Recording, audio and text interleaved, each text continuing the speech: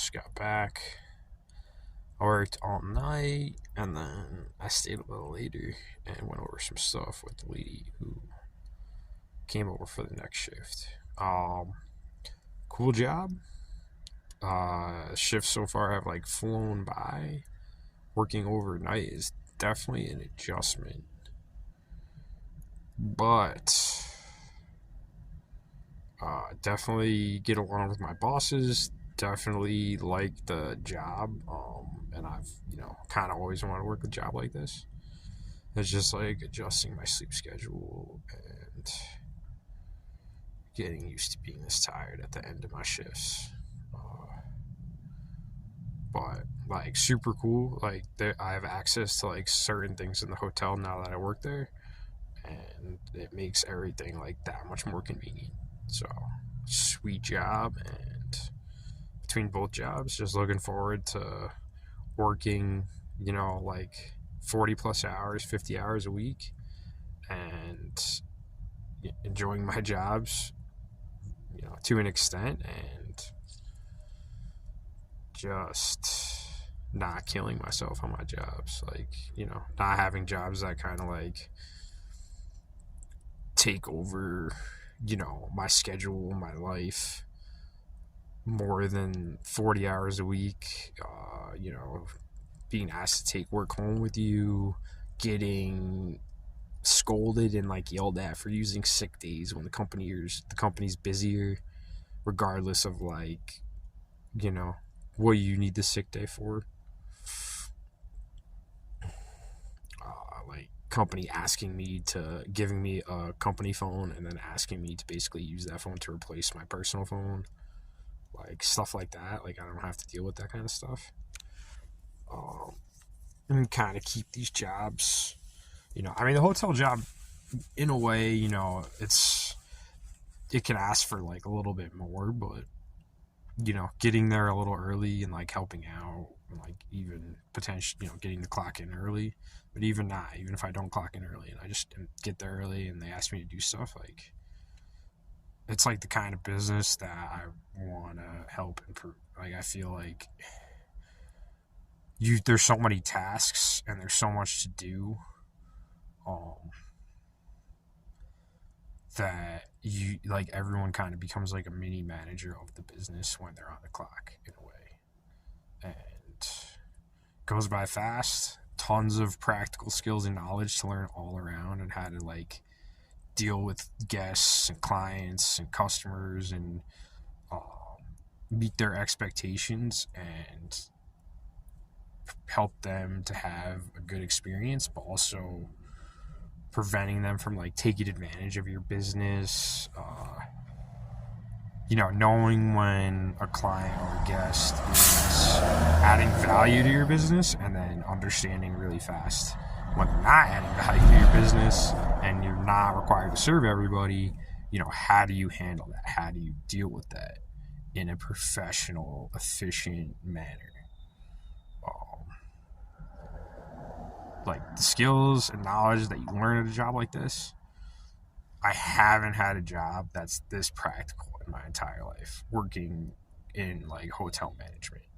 Like that's the value I see in this kind of job, in this kind of industry, is how practical being an engineer in real estate, commercial, residential. That's pretty practical.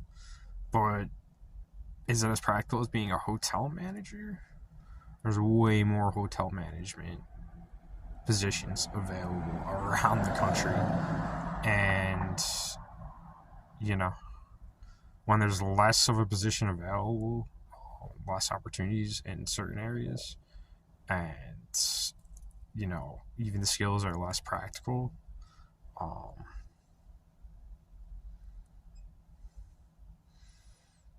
it's just there's just less opportunity to like grow and expand, and even like you could be limited just by your networking connections, just from personal bias like alone, in an industry like civil engineering. Like even when you like narrow down that industry into like specific business industries, um you know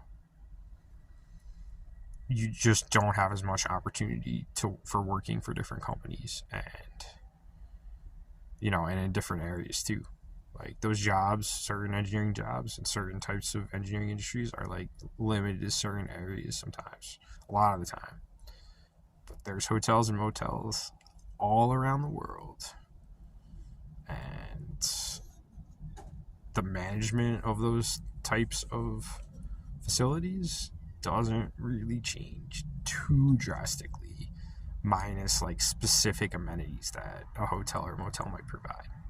So I'm excited to like learn and grow in this type of job, in this type of industry.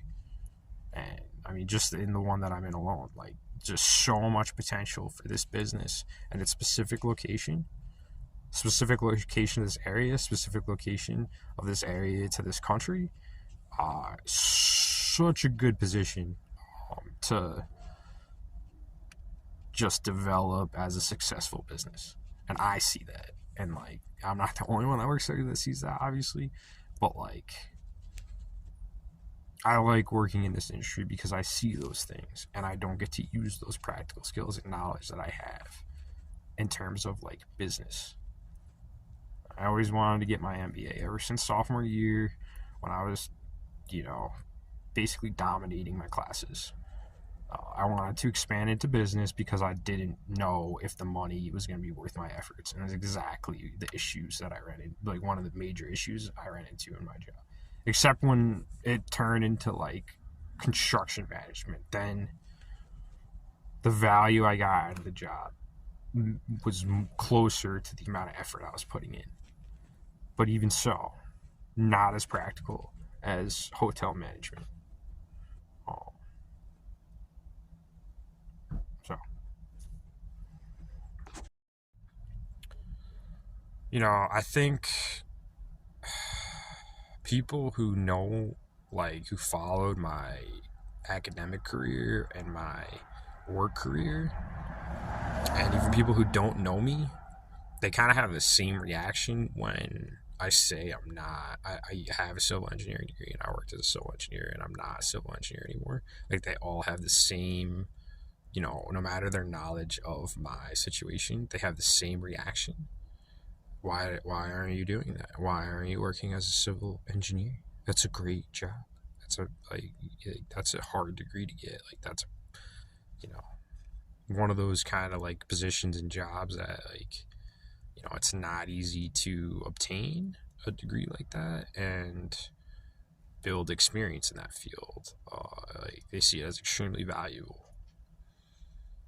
And my response is that ever since I was in college, even before my sophomore year, when I heavily considered going down the MBA path, because of how much success I had and the effort that it took for me to get that success, and the consistency I displayed throughout my career, not just academic, but industrial, industry experience, whatever. Inconsistent in certain ways, but definitely consistent in other ways too. Like just very consistent in certain ways throughout my careers, academically and as an engineer working. The entire time, even before I was considering the MBA path very heavily, and the only reason I didn't go down that path is because I came to the conclusion that I could learn the practical knowledge that I needed in the business sector on my own.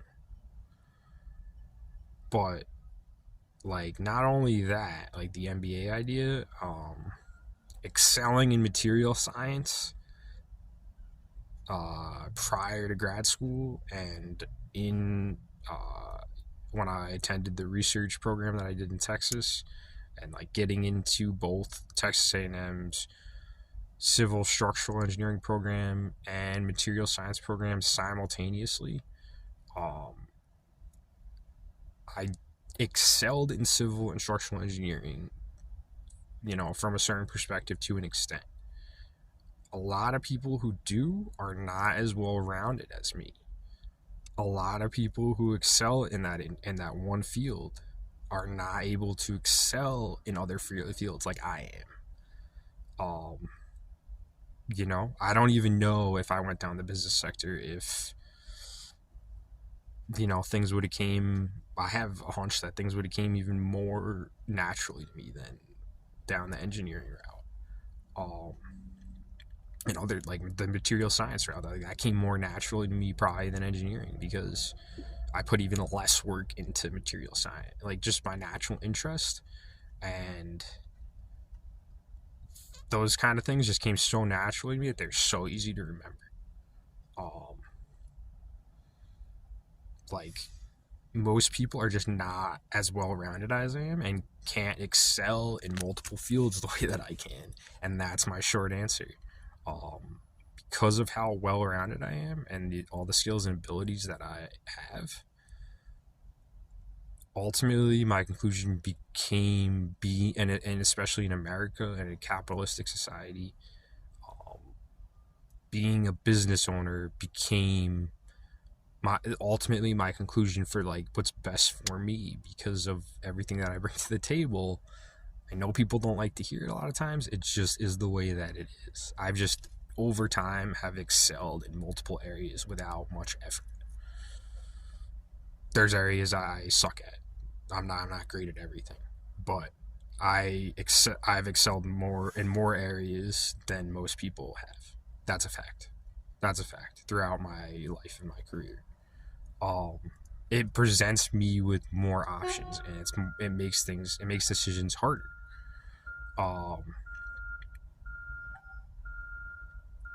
But like, yeah, civil engineering is great. Structural engineering is great. Is it limiting? Does it limit my potential and my abilities? No. Does it for a lot of people? Yes. So I am unique, very unique.